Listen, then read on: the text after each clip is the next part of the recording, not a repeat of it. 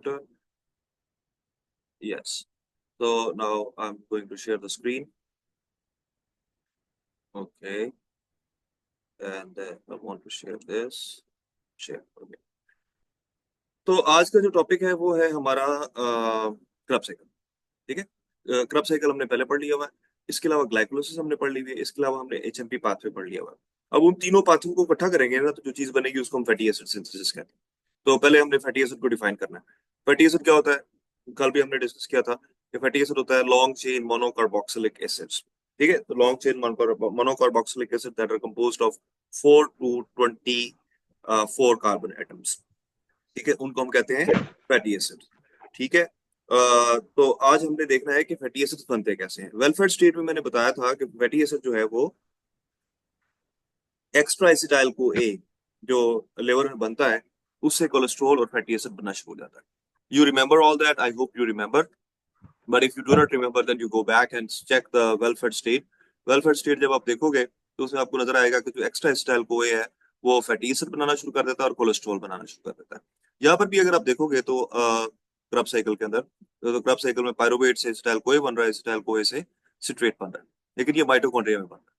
तो माइटोकॉन्ड्रिया से citrate leave करता है और लीव करके ये साइटोप्लाज्म में चला जाता है और साइटोप्लाज्म में जाकर दोबारा से एसिटाइल को ए और ऑक्सैलोएसिटेट बना देता है। तो ये जो दोबारा से एसिटाइल को ए और ऑक्सैलोएसिटेट बनाता है, तो फिर एसिटाइल को ए से फिर आगे फैटी एसिड सिंथेसिस होती है। यहाँ पर लिखा भी हुआ है फैटी एसिड सिंथेसिस। और ये सिट्रेट शटल है, means that citrate gets out of the mitochondria and enters into the cytoplasm. And जब ये साइटोप्लाज्म में होता है तो साइटोप्लाज्म में दोबारा से एसिटाइल को ए और ऑक्सैलोएसिटेट बनता है। ठीक हो गया। दूसरी चीज हमने जो ग्लाइकोलाइसिस में देखी थी, ये नजर आ रही है स्क्रीन ग्लाइकोलाइसिस वाली? यस सर, आ रही। ओके, तो ग्लूकोज से क्या बनता है, पायरुवेट बनता है। ये भी हमने दरमियान में देखा था कि ग्लूकोज से पायरुवेट बनता है ग्लाइकोलाइसिस। और अब हम आते हैं इस पाथवे पे जो कि आज का हमारा टॉपिक है। ठीक है, वो मैंने रिकैप दिया। तो हमने देखा कि ग्लूकोज जो है उसकी जब ग्लाइकोलाइसिस होती है, प्लीज माइक्स अपने जो है वो म्यूट कर दो। जो मैं कहूँ कि अनम्यूट करना है फिर कर दो। अरीबा आप अपना माइक म्यूट कर लो, या मैं कर देता हूँ। ठीक है, ओके। तो ग्लूकोज से बनता है पायरुवेट। ठीक है, ये ग्लाइकोलाइसिस। और इसी तरह से ग्लूकोज से पायरुवेट फिर भी बनता है जो कि एचएमपी शंट है। और हमने एचएमपी शंट में देखा था कि एचएमपी शंट में एनएडीपीएच बनता है। ठीक है, और वो फिर एनएडीपीएच लिवर के अंदर 3 काम करता है। फैटी एसिड सिंथेसिस करवाता है, न्यूक्लियोटाइड सिंथेसिस करवाता है और कोलेस्ट्रॉल सिंथेसिस करवाता है। कल हमने हम फैसलाबाद चले पढ़ा था एसिटाइल को ए, एसिटोएसिटाइल को ए, एचएमजी को ए, मेवेलोनेट। हम के बाद फैसलाबाद एफ से फार्निसाइल, एस से स्क्वालिन, एल से लेनोस्टिरोल और सी से कोलेस्ट्रॉल। और जब लेनोस्टिरोल से कोलेस्ट्रॉल बनता है तब भी हमें एनएडीपीएच चाहिए होता है। ठीक है, तो यहाँ पर एनएडीपीएच यहाँ पर भी बन रहा है। तो ये वाला हमने पहले ही पढ़ लिया और ये भी देख लिया कि ये साइटोप्लाज्म में हो रहा है। ठीक है, अब पायरुवेट यहाँ से किधर जाता है, माइटोकॉन्ड्रिया में।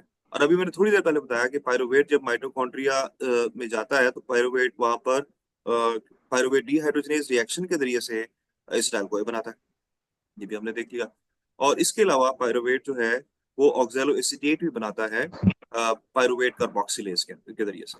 अगर आपको याद हो ग्लूकोनियोजेनेसिस, ग्लूकोनियोजेनेसिस, तो आपको याद होगा कि पायरुवेट से ऑक्सैलो एसिटिक एसिड बनता है। मैं सही बोल रहा हूँ या गलत बोल रहा हूँ, या भूल गया? याद है सर। ओके, तो पायरुवेट कार्बोक्सिलेज से ऑक्सैलो एसिटेट बन गया। अब ये 4 कार्बन है, ये 2 कार्बन है। एसिटाइल को ए के 2 कार्बन है और ऑक्सैलो एसिटिक एसिड के 4 कार्बन है। 4 और 2 कार्बन बने तो क्या बन गया, सिट्रेट। ये वही है क्रब साइकिल का पहला स्टेप। एसिटाइल को ए और ऑक्सैलो एसिटेट मिले और बन गया सिट्रेट। और ये सिट्रेट अब माइटोकॉन्ड्रिया को छोड़कर आ जाता है साइटोप्लाज्म। और जब साइटोप्लाज्म में आएगा तो साइटोप्लाज्म में आकर क्या बनाएगा, दोबारा से सिट्रेट। और सिट्रेट जो है दोबारा से एसिटाइल को ए और ऑक्सैलो एसिटिक एसिड बना देगा। यानी कि अभी तक जो मैंने बताया है ये हम पहले पढ़ चुके हुए हैं। अगर हमें वो नहीं आता है तो फिर यहाँ पर इसको समझना मुश्किल हो जाएगा। ग्लाइकोलाइसिस हम पढ़ चुके हैं, ग्लूकोज से पायरुवेट बनता है, ग्लूकोज से पायरुवेट बन गया। हम एचएमपी शंट पढ़ चुके हैं, ग्लूकोज से इनडायरेक्ट वे में पायरुवेट ही बनता है लेकिन साथ में एनएडीपीएच बन जाता है। फिर हमने ये भी पढ़ा कि पायरुवेट जो है वो साइटोप्लाज्म में से निकलकर माइटोकॉन्ड्रिया में फौरन स्लिप कर जाता है अगर माइटोकॉन्ड्रिया अवेलेबल हो। तो माइटोकॉन्ड्रिया में जब पायरुवेट जाता है तो वो एसिटाइल को ए बनाता है पायरुवेट डिहाइड्रोजनेज रिएक्शन के जरिए से, और इसी तरह से पायरुवेट कार्बोक्सिलेज एंजाइम के जरिए से ऑक्सैलोएसीटेट भी बनाता है। और ये एसिटाइल को ए और ऑक्सैलोएसिटिक एसिड मिलकर क्या बना देते हैं, सिट्रेट, जो कि क्रब साइकिल का पहला स्टेप। और अब ये सिट्रेट लीव करता है माइटोकॉन्ड्रिया को और पहुंच जाता है साइटोप्लाज्म में, और साइटोप्लाज्म में जब पहुंचता है तो दोबारा से एसिटाइल को ए और ऑक्सैलोएसिटेट बना। ठीक हो गया। यहाँ पर एक और चीज भी आ रही है कि इस ये क्योंकि शटल है तो अब ये रिसाइकल होगा, ये ऑक्सैलोएसिटेट मैलेट बनाता है, और ऑक्सैलोएसिटेट से मैलेट ये भी अगर आप ग्लूकोनियोजेनेसिस चेक करोगे तो वहां पर नजर आएगा कि ऑक्सैलोएसिटेट से क्या बनता होता है, मैलेट बनता है, और मैलेट जो है फिर मैलिक एंजाइम के जरिए से भी NADPH बनाता है, और ये फिर मैलेट दोबारा से पायरुवेट में कन्वर्ट हो जाता है। ये एक एंजाइम है मैलिक एंजाइम, ठीक है, मैलिक एंजाइम, और फिर पायरुवेट से वापस ये सर्कल चलता रहेगा। लेकिन असल फैटी एसिड सिंथेसिस क्या हो रही है कि ये वही एक्स्ट्रा एसिटाइल कोए हैं जो कि ग्लूकोज की ज्यादती की वजह से, जो ग्लूकोज हमारे पास लिवर में बहुत ज्यादा था, वो एक्स्ट्रा एसिटाइल कोए बना रहा है, और वो एसिटाइल को ए पहले बनाता है मेलोनाइल कोए और फिर बनाता है fatty acid which is called palmitic acid. तो पहला फैटी एसिड जो कि बॉडी खुद डी नोवो सिंथेसाइज करती है, बिल्कुल नए सिरे से सिंथेसाइज करती है, उसको हम पैमेटिक एसिड कहते हैं। और पैमेटिक एसिड और पैमेटेट एक ही बात है, पायरुविक एसिड और पायरुवेट एक ही बात है, मैलिक एसिड और मैलेट एक ही बात है। ये बात मैं पहले सेमेस्टर में बता भी चुका हूँ। तो अब यहाँ पर सिर्फ 3 एंजाइम है, अगर आप चेक करोगे तो वैसे तो 4 हैं लेकिन हम 3 के ऊपर फोकस करते हैं। पहला पायरुवेट कार्बोक्सिलेज, दूसरा एंजाइम एसिटाइल कोए कार्बोक्सिलेज, और तीसरा जो है वो फैटी एसिड सिंथेस है। अब अगेन अगर मजे की बात सुनो तो ये जो एसिटाइल कोए कार्बोक्सिलेज है, this is activated by insulin. तो इसका मतलब ये है कि फैटी एसिड सिंथेसिस कब होगी, वेल फेड स्टेट में, जब इंसुलिन मौजूद होगा, और इसके अलावा इंसुलिन और इंड्यूस करती है फैटी एसिड सिंथेस को भी। तो ये तीसरा एंजाइम हो गया एसिटाइल कोए कार्बोक्सिलेज, इसके अलावा फैटी एसिड सिंथेस। तो अगर पूछा जाए कि फैटी एसिड सिंथेसिस कैसे होती है, तो हम बोलेंगे जी fatty acid synthesis extra acetyl CoA जो कि बॉडी बनाती है, वो एसिटाइल कोए मौजूद होता है माइटोकॉन्ड्रिया में, और उसको माइटोकॉन्ड्रिया से साइटोप्लाज्म में लाने के लिए हमें सिट्रेट शटल चाहिए होती है, और वो सिट्रेट शटल के जरिए से माइटोकॉन्ड्रिया से साइटोप्लाज्म में आता है और दोबारा से ऑक्सैलोएसिटिक एसिड और एसिटाइल कोए में कन्वर्ट हो जाता है, और एसिटाइल कोए फिर बनाता है मेलोनाइल कोए, और मेलोनाइल कोए से बन जाता है fatty acid which is palmitic acid. This is the first fatty acid. हम यानी कि अगर हम कुछ भी फैट ना खाएं, कोई भी चर्बी ना खाएं, कोई ग्रीसी चीज ना खाएं, तब भी हम जो कार्बोहाइड्रेट खा रहे हैं, स्टार्च खा रहे हैं, या ग्लाइकोजन खा रहे हैं, या कुछ भी जो कि मीठा खा रहे हैं, चाहे सुक्रोज खा रहे हैं तो सुक्रोज ग्लूकोज और फ्रुक्टोज से बनी हुई है, लैक्टोज खा रहे हैं तो वो ग्लूकोज और गैलेक्टोज से बनी हुई है।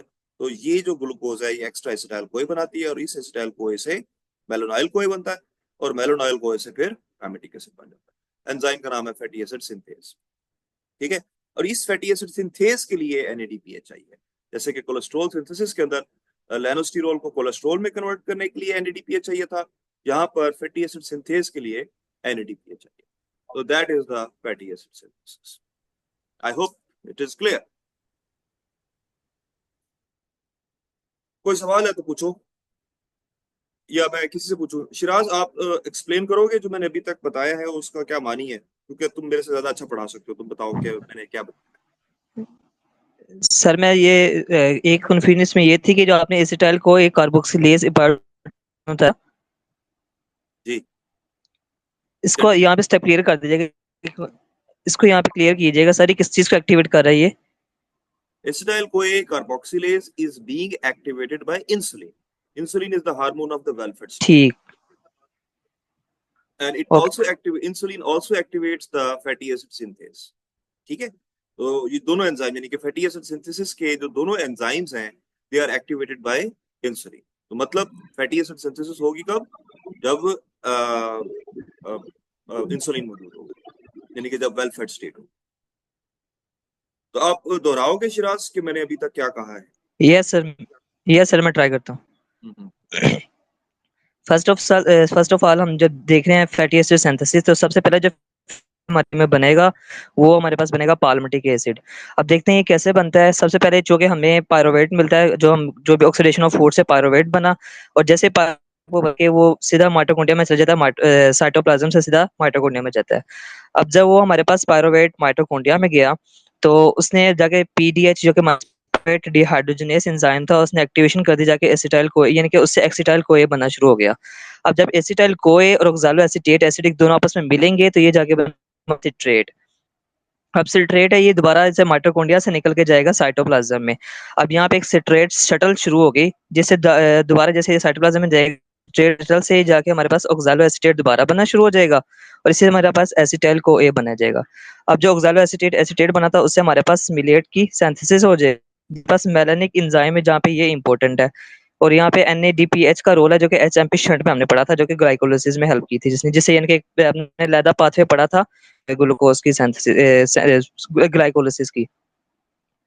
अब जो सिट्रेट था, एक एंजाइम जो कि हमें पता है कि जो वेल फेड स्टेट है, फैटी एसिड सिंथेसिस है, ये हमारे पास वेल फेड हो, तो इसका जो हमने देखा था कि इसमें जो एंजाइम हार्मोन है जिस सारे साइकिल को कंट्रोल करता है वो इंसुलिन था।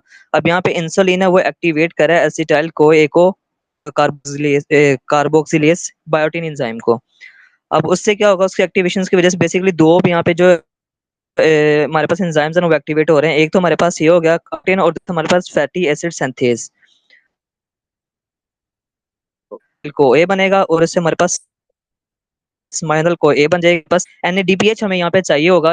NADPH हमें जो हमने साइकिल पढ़ा है नीचे वाला, NADPH का यहाँ पे क्या रोल है, तो वो यहाँ पे रोल कर रहा है कि वो माइलोनाइल को ए सिंथेसिस को एक आगे यहाँ पे चाहिए होगा फैटी एसिड सिंथेसिस के लिए, जो कि फैटी एसिड पाल्मिटिक एसिड बनाएगा। और पामिटिक एसिड जो है वो 16 कार्बन होते हैं और उसमें कोई डबल बॉन्ड नहीं होता। कार्बन होते हैं। हाँ। अब इसमें यहाँ पर एक और चीज बता दूं बेटा, ये सर बायोटिक ये सर NADPH जी NADPH का रोल सही था सर, क्लियर था इसमें yes कि किस और रोल था इसका? NADPH is the co-factor for or coenzyme for fatty acid synthesis। ठीक है। अब मैं सवाल पूछता हूँ तो आप ओके उसके सर। जवाब देखते जाएंगे। तो हम देखेंगे सबसे पहले कि what is the role of biotin.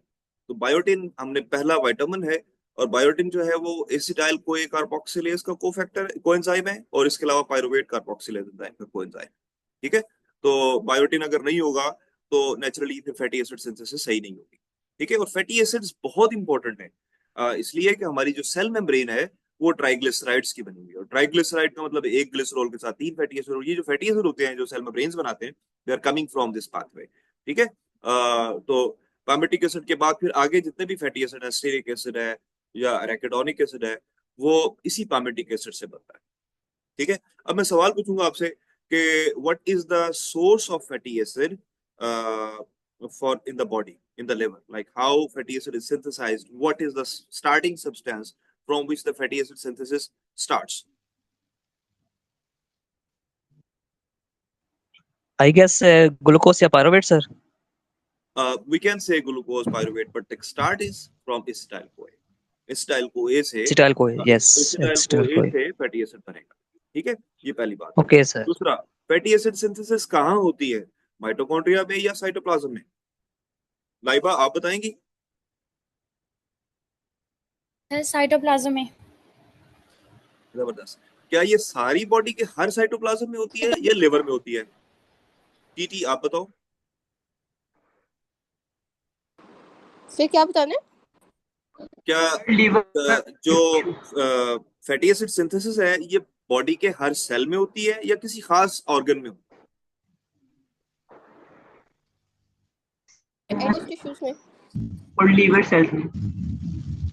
सिर्फ लिवर सेल्स में होती है। वलीद ने अच्छा बताया। वलीद के ये जो फैटी एसिड सिंथेसिस है ये मोस्टली लिवर में होती है। ठीक है। और कब होती है? जब वेल फेड स्टेट होती है, जब हमने बहुत ज्यादा कार्बोहाइड्रेट्स खाए हुए हो तो तब ये हो।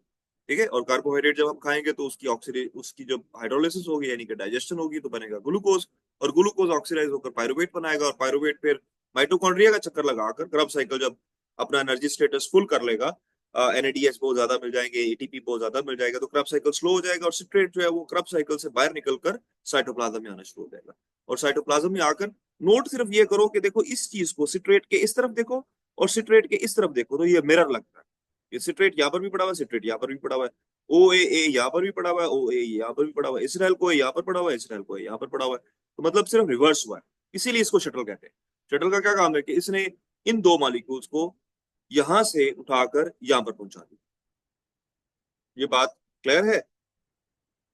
कौन वॉलंटियर करेगा? इजन आप साद आप बताओगे कि मैंने क्या बात की है? सिट्रेट शटल का काम क्या है? What is the role of citrate shuttle?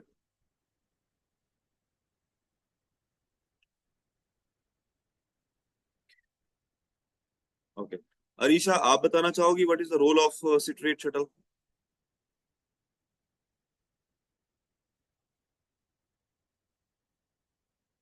नहीं।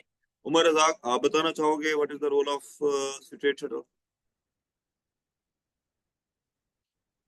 Anyone who can volunteer, raise hand please.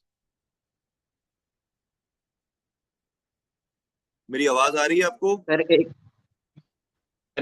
Citrate को माइटोकॉन्ड्रिया से साइटोप्लाज्म में लेके जाते हैं। नहीं, ये काम नहीं है इसका, वो तो शटल है ना सिट्रेट। असल काम क्या है सर ये सिट्रेट? एक मॉलिक्यूल को दूसरी लेकर ना जाए, एक इलेक्ट्रॉन को दूसरी जगह पे लेकर जाना काम होता है शटल का, और यहाँ से माइटोकॉन्ड्रिया से साइटोप्लाज्मा में लेकर जा रहा है, शटल का ये काम है। क्या किस चीज को ग्लूकोनियल लेकर?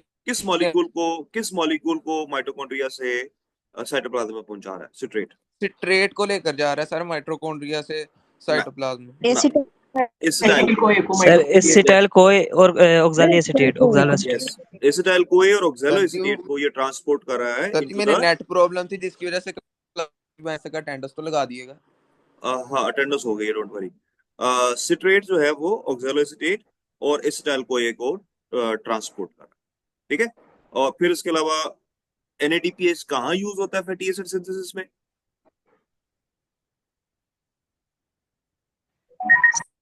सिंथेसिस के लिए ना कोफैक्टर के तौर पे एक्ट करता है ये, कोएंजाइम के तौर पर act जो हमारे करता पास है। है। हाँ जी, कोएंजाइम के तौर पर एक्ट करता है। कोफैक्टर यूजुअली मेटल्स होते हैं, लाइक आयंस होते हैं, मैंगनीज हो गया, कैल्शियम हो गया, मैग्नीशियम हो गया, ये वाली जो चीजें हैं वो कोफैक्टर होती हैं। एंजाइम्स या उनके जो डेरिवेटिव्स होते हैं उनको हम कोएंजाइम्स कहते हैं। सॉरी, विटामिन्स या उनके डेरिवेटिव्स होते हैं उनको हम कोएंजाइम्स कहते हैं, ठीक है। जैसे बायोटिन एक कोएंजाइम है, NADPH भी जो है वो कोएंजाइम है जो कि नियासिन से बना है, और नियासिन जो है वो विटामिन है, ठीक है। ये थी कहानी। अगर आपको पता है तो मतलब अब अगला स्टेप क्या होगा? इस फैटी एसिड के बनने के बाद क्या होगा? That's a tricky question. How will fatty acid take part in the metabolism? मैंने बताया था, कल भी डिस्कस किया था। फैटी एसिड कभी भी किसी भी मेटाबॉलिक रिएक्शन में इंडिपेंडेंटली हिस्सा नहीं डालता जब तक कि वो एक्टिवेट ना हो। और फैटी एसिड की एक्टिवेशन कैसे होती है? By the addition of coenzyme A. एक और चीज यहाँ पर नोट करने वाली है, वो कार्बन डाइऑक्साइड का यहाँ पर रोल है। यहाँ पर कार्बन डाइऑक्साइड ऐड हो रही है और यहाँ पर कार्बन डाइऑक्साइड रिमूव हो रही है, ठीक है। जब एसिटाइल कोए से मेलोनाइल कोए बनता है, कार्बन डाइऑक्साइड ऐड होती है, और जब मेलोनाइल कोए से वापस फैटी एसिड बनता है तो कार्बन डाइऑक्साइड बाहर निकलता है। बेसिकली मतलब एक नंबर ऑफ कार्बन के हवाले से है, तो मैं उस तरफ नहीं लेके जाना चाहता। मैं सिर्फ ये मोटी बात बताना चाहता हूँ कि fatty acids are synthesised in the body from the extra acetyl CoA that is being produced by the oxidation of glucose, ठीक है। अब मैं यहाँ पर मेरा ख्याल है कि मैंने क्लियर कर दिया। अगर समझ आ गया तो अच्छी बात है, खुद से सवाल करो। मैं रिकॉर्डिंग बंद कर देता हूँ ताकि हम आपस में बातें सर ये लास्ट पे, सर आपने लास्ट पे कुछ बताया था फैटी एसिड की मेटाबॉलिज्म के बारे में, वो थोड़ा सा नेट इशू था, समझ नहीं आया, दोबारा बताइएगा। फैटी एसिड जो है वो कभी भी इंडिपेंडेंटली पार्टिसिपेट नहीं करता है मेटाबॉलिज्म में, उसको पहले एक्टिवेट करना पड़ता है, और एक्टिवेट करने के लिए उसके अंदर कोएंजाइम ए ऐड करना पड़ता है। तो ये पामिटाइल को ए बनकर आगे फिर मेटाबॉलिक रिएक्शंस के अंदर पार्टिसिपेट करेगा।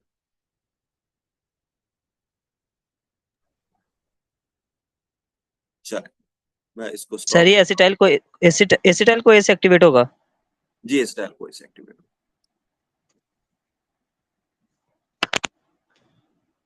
चले, मैं रिकॉर्डिंग को अब बंद कर रहा हूँ और उसके बाद हम आपस की गुफ्तगू कर लेते हैं। रिकॉर्डिंग कहाँ पर बंद होगी भाई?